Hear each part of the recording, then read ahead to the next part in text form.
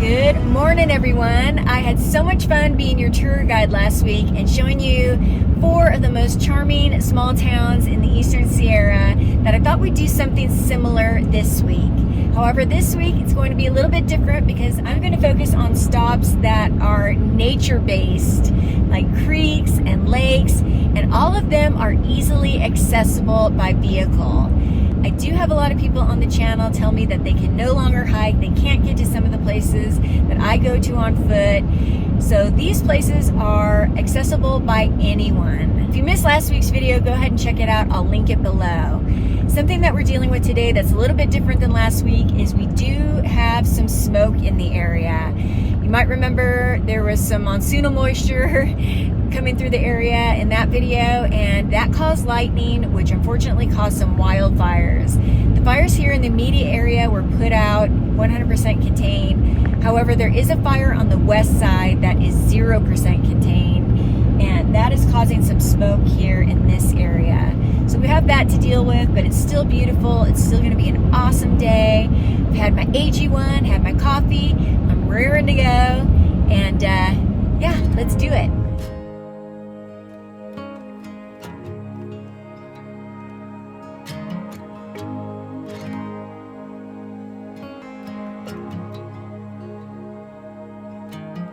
Coffee in a paper cup, how the engine starts right up. Clip myself into the middle seat.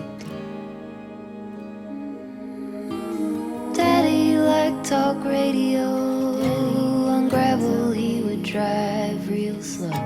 He told me let's go see what we could see. We pulled into the empty lot. Okay, we have made it here to Hot Creek, which is a geothermal site. There are hot springs down there, which are very, very hot. In fact, they don't allow you to get in them because they are so hot. But it is a beautiful area. We're going to take a look at Hot Creek. As you can see, there is a dirt road coming in here, but it is accessible by any vehicle. 2-wheel drives can make it in here, no problem. Let's go check it out. The stream you see along Hot Creek drainage is created when water percolates deep into the ground and enters a complex underground plumbing system. The water is heated and pressurized before it rises to the Earth's surface. It is believed this journey takes around 1,000 years. As you saw from that sign, Hot Creek is one of only a couple of places here in the Eastern Sierra that you can fish year-round.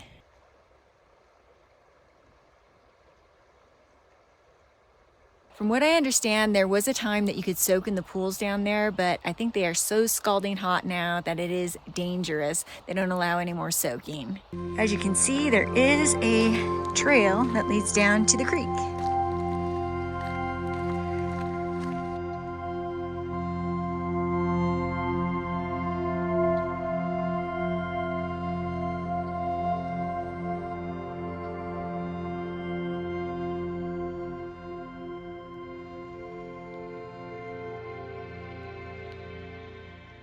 We're going to take a drive down to a spot a little further down the road, which is kind of the iconic view of Hot Creek.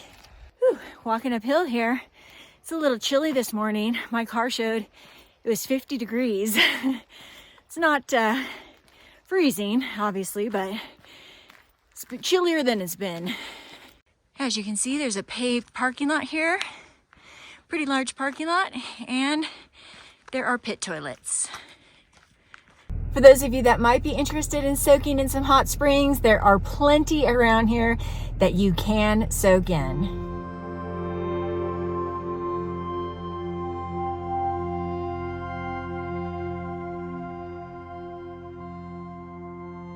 Is that not a gorgeous view?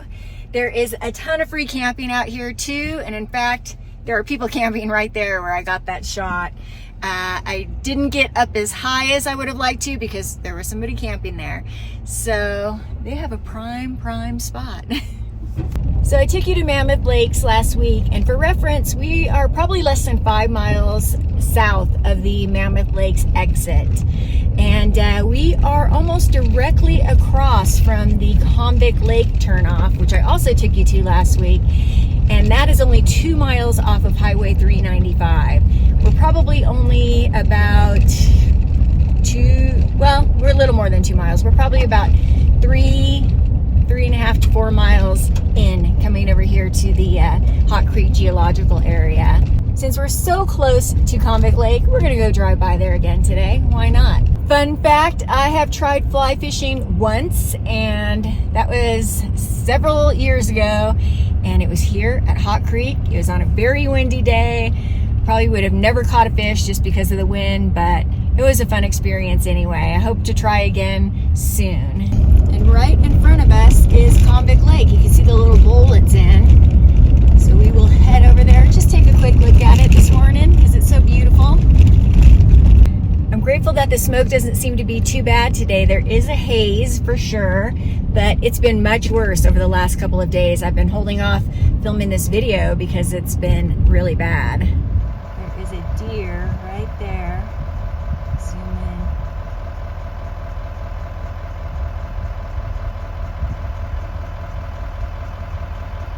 I don't think I mentioned this in last week's video, but since we are driving over to Convict Lake, I wanted to mention that they do have a campground here at the lake. It's an awesome little campground.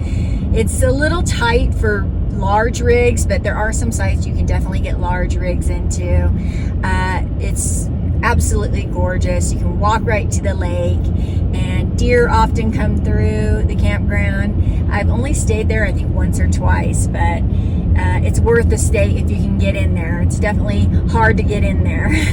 And all of the lakes that I showed you in last week's video, which were the string of lakes up at Mammoth Lakes and then the June Lakes Loop, those are all accessible by vehicle as well.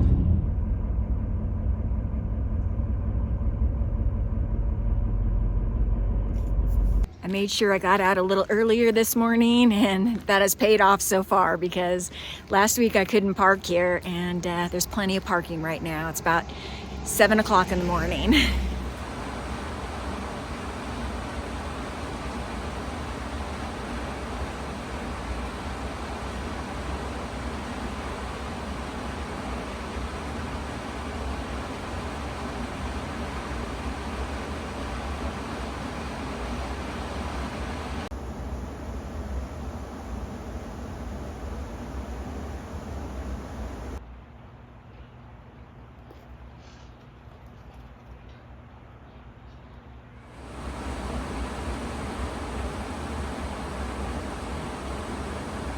Didn't realize she had a little baby with her.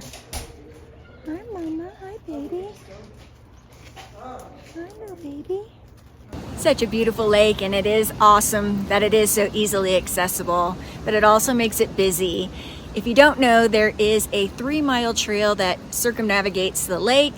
It is an absolutely beautiful hike. It's pretty easy, pretty level, not really any elevation gain, so it's doable for most people if you're able-bodied. I've done that hike many times on the channel. I will link one of those videos below. It was worth coming over here just to see that doe and her fawn. It's always fun to see wildlife, and they're smart. They know the campers are there and they'll probably get some food.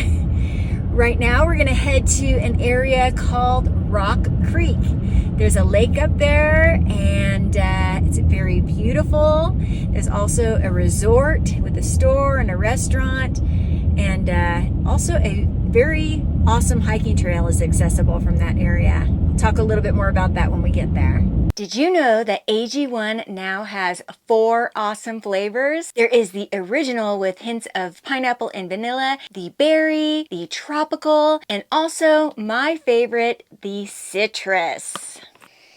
It has hints of orange and lemon, and I like to pair it with my favorite fruit, the orange. If you had tried the original flavor and weren't too keen on it, now is the time to give it another try with these 3 additional new flavors. AG1 Next Gen is a daily health drink clinically shown to fill in common nutrient gaps and support gut health. AG1 is definitely the best thing that I have done for my health over the last 5 years, and it's one thing that I've been able to maintain and stick to. Just 1 scoop in the morning and 8 to 12 ounces of cold water adds up to whole body health support with 75 plus vitamins, minerals, probiotics, and whole food sourced ingredients. I like that it starts my day off with energy. I always feel better when I start my day taking AG1. I usually have a long day of hiking, driving, exploring, so I need that extra support that AG1 gives me. I've tried over the years with the multiple supplement bottles, and I have never been able to stick to that. Plus, I live in a tiny space, and there's just no way I could have all those bottles laying around. AG1 Next Gen is a streamlined way of maintaining a healthy routine for me. If you haven't tried it already, I highly recommend you try it for yourself. And I bet you're definitely going to love one of the 4 flavors. Did you know that AG1 also offers a 90-day money-back guarantee? It's flexible and risk-free. Adjust, update, or cancel your membership anytime. To get started, tap my link or scan the QR code to get a free welcome kit, which includes a bottle of vitamin D and 5 free travel packs. That's a $76 value when you first subscribe. Thank you once again to AG1 for sponsoring this video.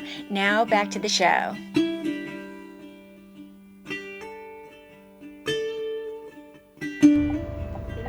In about 8.5 miles, turn left onto Convict Lake.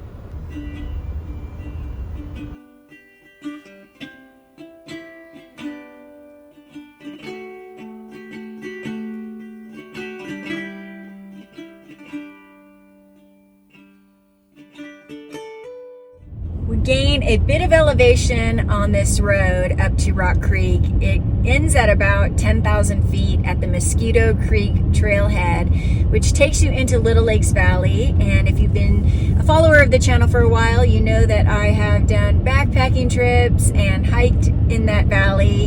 It is one of the most accessible little valleys that you can get into with the most bang for your buck.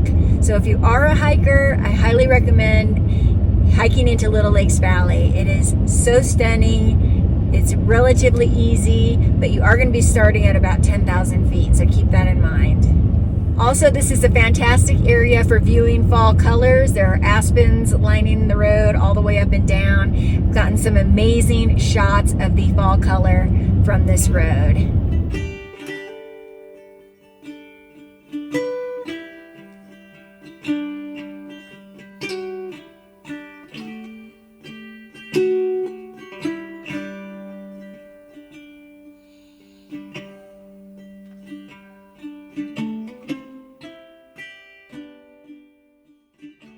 Speaking of fall color, I've noticed a few little aspen leaves changing color already.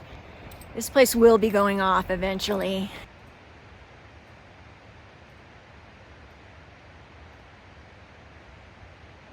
We're just taking a little walk over for a view of Rock Creek Lake.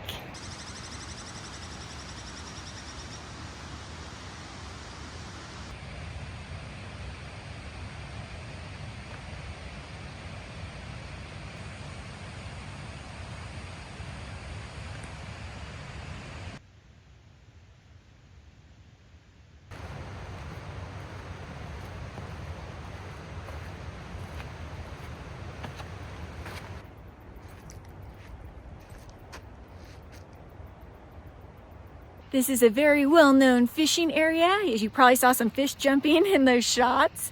There is a campground right here on the lake, and there are also numerous Forest Service campgrounds all up and down the road coming up here. I probably passed about 10, if not more, on the way up.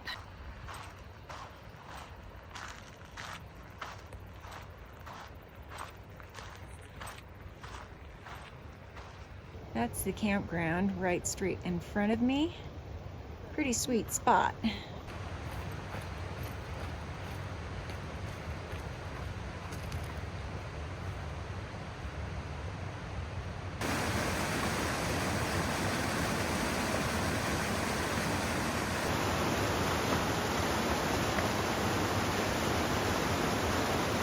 There is a quaint little resort across the street, and they serve food. They have a little grill there, serve lunch, dinner, and breakfast, I believe. I believe they're serving breakfast right now.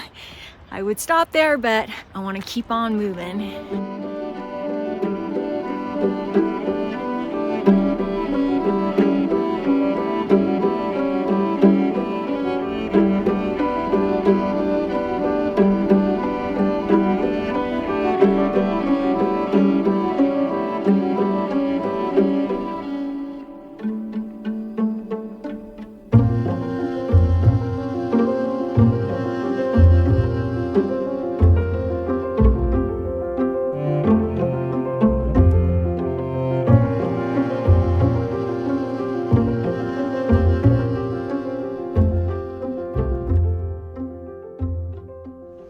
I was getting a little nervous because my fuel was getting really low. I had, I think, 170 something miles on the tank when I took off, but it was getting sucked up really quick. I think it was the mountain roads that were sucking it up really quick.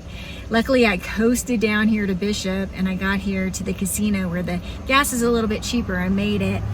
Getting filled up now, and then we will hit our next destination, which is going to be out of Bishop. We're going to take Lion Street up the mountains to several lakes up in that area.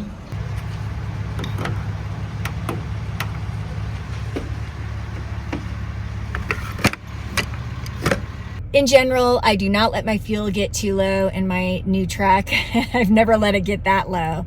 So now I know to probably fuel up when I'm less than 200 miles left on the tank. My goal today was to get out and tour as many places as possible, as early as possible, because it is a weekend again, just like it was in my last tour video. I've had a lot of stuff going on behind the scenes, like life type stuff that has kind of messed with my filming schedule. Nothing bad, everything's good, but just things I've needed to take care of. So it's put me out filming on weekends, which I generally don't like to do. And luckily with my lifestyle, I have the luxury of not doing that most of the time. Anyhow, this area that we're going into, there are many hiking trails accessible from here. The very famous North Lake to South Lake Loop, or South Lake to North Lake Loop, however you want to do it, is accessible from this area. In fact, I hope to visit both South Lake and North Lake. And also the Buttermilks are here, which is a pretty famous climbing area. It looks a little bit like the Alabama Hills down in Lone Pine, and I'm actually getting ready to pass those right now. There is some free camping out here, and the Sabrina Lake Basin is also accessible from this road.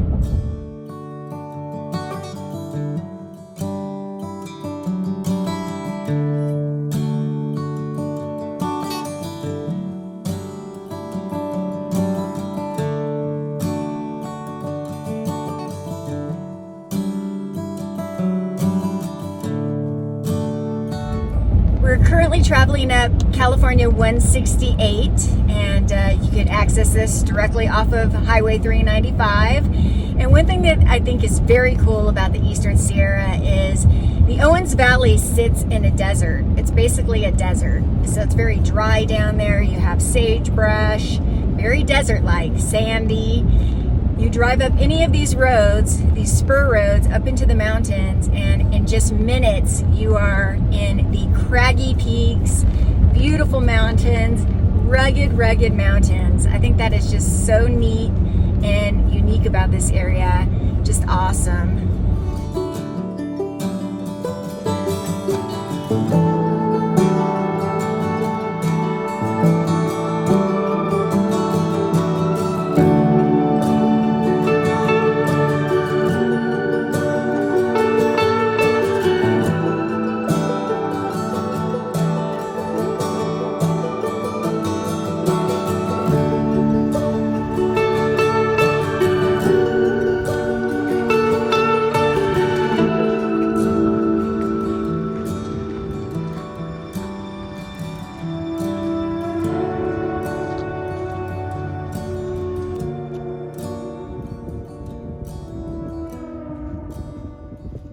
Just be aware that that is a very busy and popular spot. I was able to just jump out and get a shot for you, and that was about it.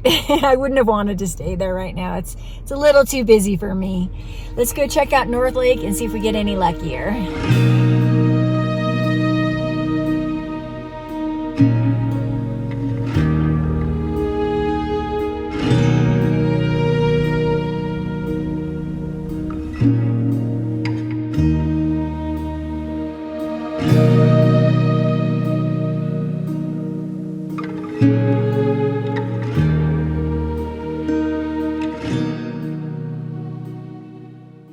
I got super lucky and got one parking spot because somebody happened to be leaving.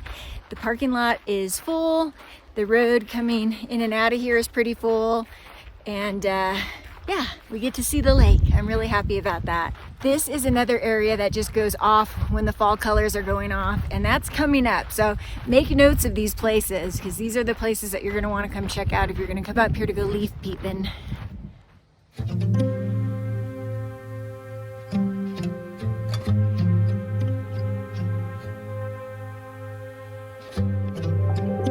All of these beautiful aspen trees will be going off in the fall.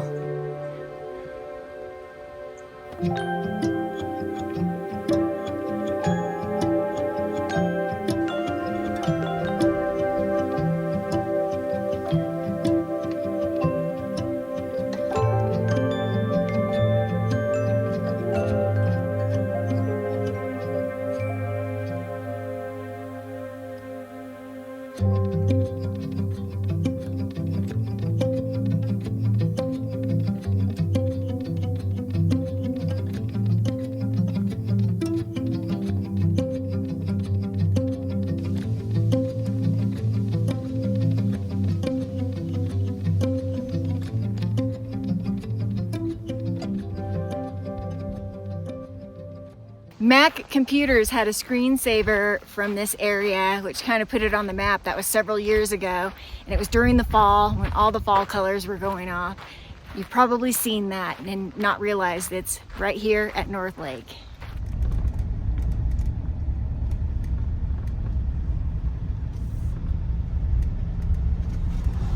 It is accessible up here with a two-wheel drive car. However, it is narrow, it is mostly dirt, it is windy, and you are climbing an elevation.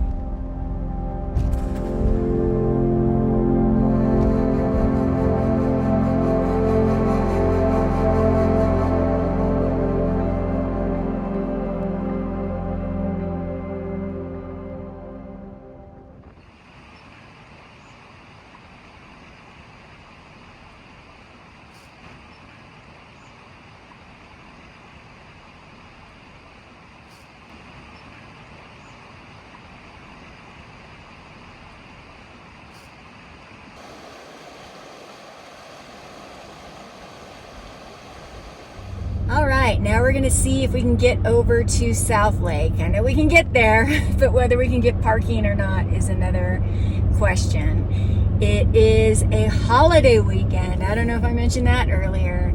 So it's even busier than it would be on the typical weekend.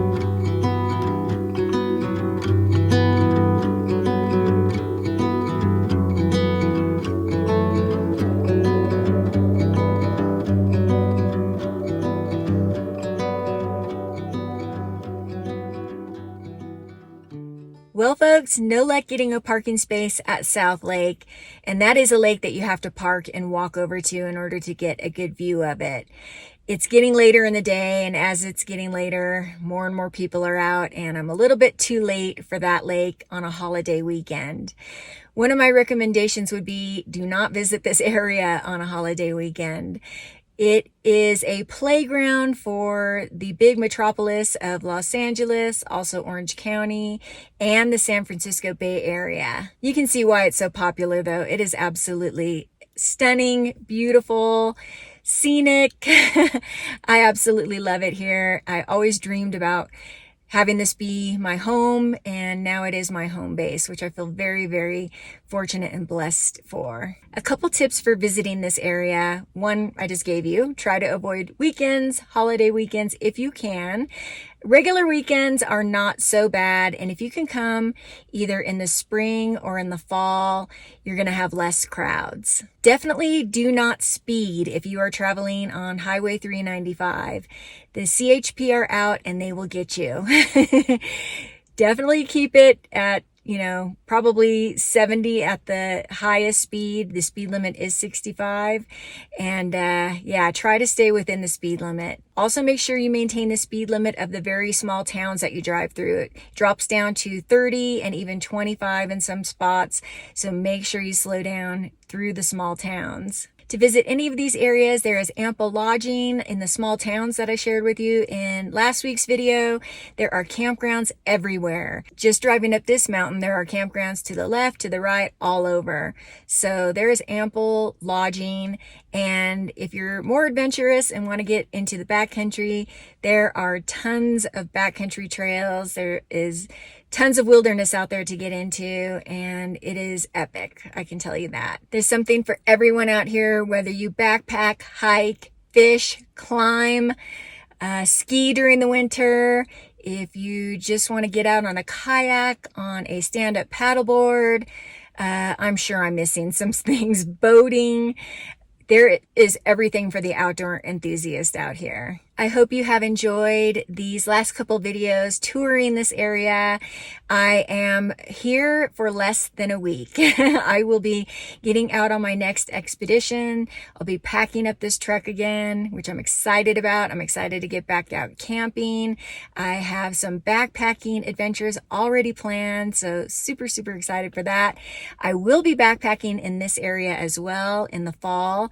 I've got some plans for some exciting trips then, which I'm very excited about, and I hope to enjoy some of the fall color, which is already beginning. I've seen some aspen trees with a little bit of yellow, even some with orange, just little tiny patches here and there, but it's starting. Thank you so much for joining me. As always, I appreciate your support. I appreciate you watching. If you like this video, be sure to give it a thumbs up. If you haven't subscribed, please consider subscribing. It's absolutely free and it helps the channel a lot. And I will see you all on the next adventure. If you have any questions for me about the area, go ahead and drop them below, and I may not be able to answer immediately, but I'll try to answer as soon as possible. Also, again, if you're thinking about coming up in the fall, all of these areas that I've hit are great places to view fall colors. See you soon, everybody. Bye-bye.